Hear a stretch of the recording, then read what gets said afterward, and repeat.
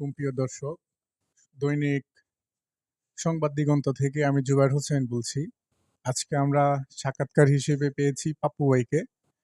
বর্তমান সময় এবং পূর্বের সময় সম্পর্কে কিছু ভূমিকা রাখবেন আপনি।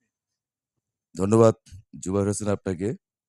আপনি আমার কাছে আসছেন তখনকার এবং এখনকার দেশের পরিস্থিতি সম্বন্ধে জানার জন্য। আসলে আমরা যারা বাংলাদেশে বাঙালি হিসেবে বসবাস করছি, আর নিতান্তই আমরা অসহায় সোজা কথা। কারণ আমরা সকলের কাছেই জিম্মি।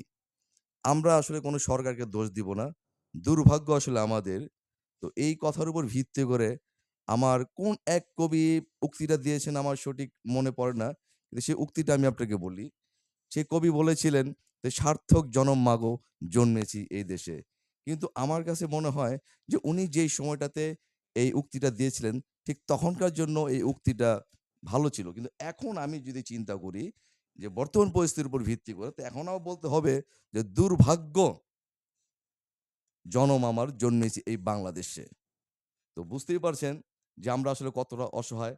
আসলে আমরা বা বা চাই আমরা আমাদের প্রত্যেকটা সরকারের উপর কাছেই আমাদের একটা আবেদন থাকে যে আমরা যেন সবাই পরিবার, পরিজন এবং খেটে খাওয়া মানুষ যারা আমরা আছি সাধারণ মানুষ, যেন একটু ভালো মতো চলতে ভালো মানে এই না যে আমরা অনেক কিছু করতে চাই। আমাদের নিরাপত্তা, কর্মসংস্থানের একটা আ বা সুবিধা এগুলা। কিন্তু আসলে আমাদের কোনো সরকার এটা আসলে করতে পারে না বা করে না। তারা আসলে চেষ্টা করে।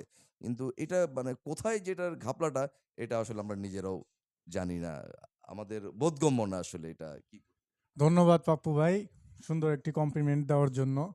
ইনশাল্লাহ আমাদের এই বার্তাটা আমরা প্রধানমন্ত্রীর কাছে প্রেস করব এবং যত তাড়াতাড়ি সম্ভব বাংলাদেশকে আমরা পুনর্গঠন করার চেষ্টা করব। ধন্যবাদ।